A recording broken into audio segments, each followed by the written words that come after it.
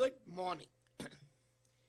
Social media is becoming extremely important, and I've seen people who use it ad nauseum. You know, it's good in a way that you keep connected. It's one way of coming to know of the relationships, news, views, comments. But then excess of everything is bad. Addiction to anything can be self-defeating, self-hurting. And social media is no exception to that. But I'm more concerned with the damage it can cause to your mental health. The mental health issues are extremely fragile. And we have seen that when the people become addicted to any social media, be it the Facebook, or be it the Twitter, be it the Reddit, or be it the Tumblr, whatever it may be, there is a changing psychological trend. We have seen that the women tend to be more warm than men, more assertive, and people become extremely extrovert in expressing their emotions. At the same time, it helps develop neurosis, which ultimately leads to depression. You know, at times I feel it should not be called social media. It should just be a media which can be used positively or negatively.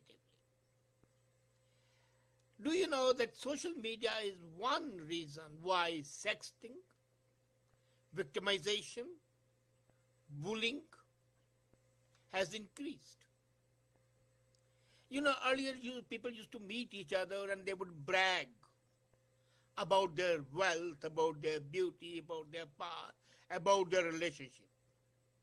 And now they manage their profiles, presenting an image that may be far removed from the reality of life. And the tragedy is that you might have thousands of friends and yet might be lonely. The whole depends on how you use social media.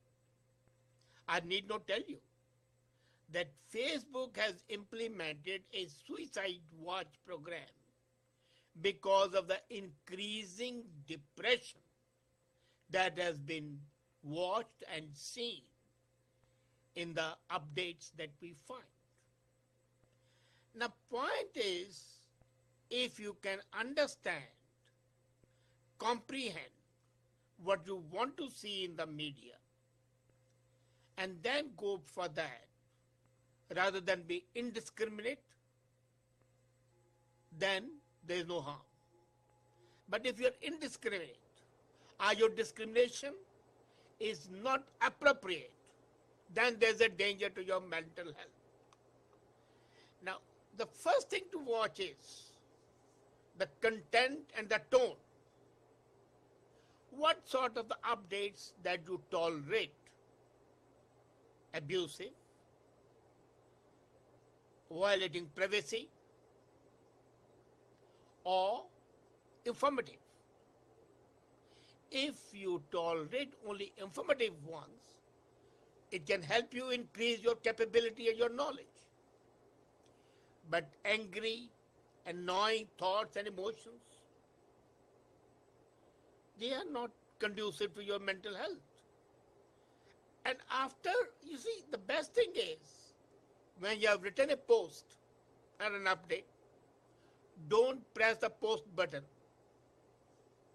Take a moment, reread it, consider its tone. Is it correct? Is it true? Does it give some information? Is it of relevance? Or is it just an expression of your phobia or your liking? If it's just an expression of your phobia, or your favorite thing, without in any way illuminating the facts, then it's of no use. And if you keep on persisting with such updates, you would harm nobody else but yourself. Apart from the content, the tone, another thing is quality. You see, I make it a habit that any comment which is derogatory is deleted right away. I do not even permit myself to be added to the program or to the groups. I think in this month alone I must have unfriended at least 59. I'm sure I am keeping account. 59 people for having added me to the groups. Now, what is the purpose of these groups? Is to have your intimate friends connected. But what's the quality of posting? That's the most important thing. Depression relatively to the interaction with other people, being more critical or being criticized, or hostility. If you do not have a thick skin, then better avoid it. If you have a thick skin, yes, then you can take all the barbs and all the criticism. Most important is how much time you spend. It has been found that 50% of the young people are heavy social media users, and they are almost constantly connected. People who use their smartphones are especially addicted to it. Wherever they are, I can see them responding to a Twitter, responding to a Facebook post, or things like that. You can growing evidence of simplifying life, including spending time offline, that has well-being benefits. You might be thinking that I'm talking of commitment and time online, and yet I'm on Facebook. You forget, I'm on Facebook never for more than 10 to 15 minutes. And in the whole day for never more than 1 hour. Never.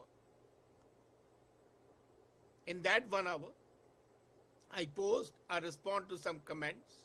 I don't read all the posts that are made by my friends, but some of them I do. But I ensure that not more than 1 hour I should spend on this thing. Consider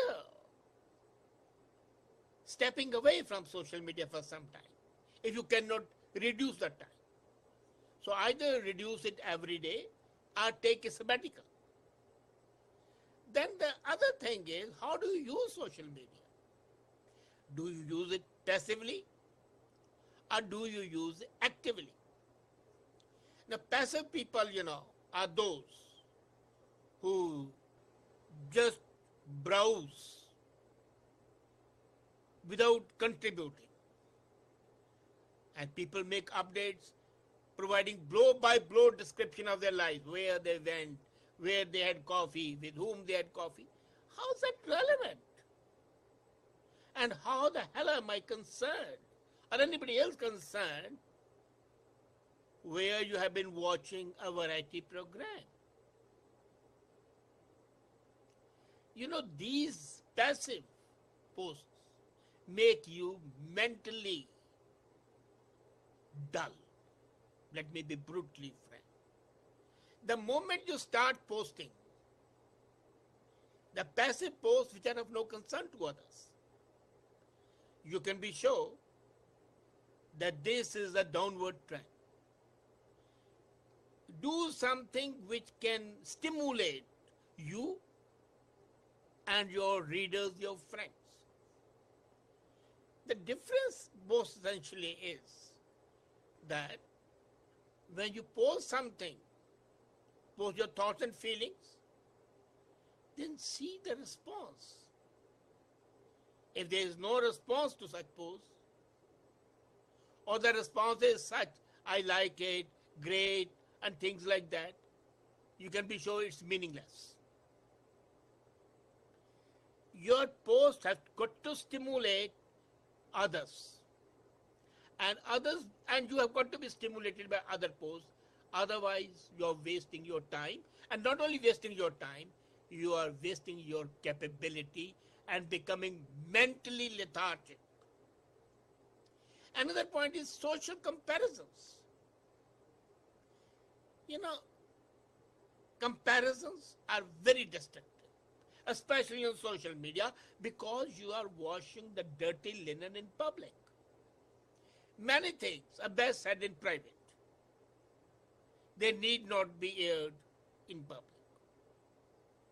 You do it and you show your juvenile approach and your immaturity. And most important is, what is your motivation for going to the social media? You want to connect to your friends? Then social media is not the place. You want social support? You are depressed? Then you can be sure this is not your place. You are feeling lonely and trying to fill the void through the social media? You are doing yourself more harm than you can possibly do good. Social media cannot be a replacement for social interaction. Social media can only be a process for conveying your thoughts, your ideas, or your information about such events which may have escaped others, and you want, or you are found duty bound to inform it to your friends. Apart from that, if you are letting people know that you're flying from A to B, you're having coffee at sea, you're going for a dance, you're going for a movie, that sort of interaction is an absolutely self-defeating exercise and can only ensure that you are becoming more lonely, more isolated, more alienation. And that's going to have a negative effect on your mental capabilities. What you need is, take a good look at yourself. Social media is here. It's going to stay. You cannot wish it away. Nobody can deny it's a great way to connect to the others. But at the same time, social conflicts can also arise because of social media. So, as a window to the knowledge, in these comments I will advise you, I'll suggest to you, think about social media as a means to communicate your thoughts, not your actions that may have no relevance to a very small circle outside yourself. You know, I describe life as a concentric circle. So move to one circle. There are some areas which are only a concern of yourself. There are some areas which are concern of your family, and some areas which are concern of everybody. Social media should only be used for the third circle. Take stock of your social media habits. Encourage others also to do it. But use it in a healthy manner. It's a journey. It is really a great aid.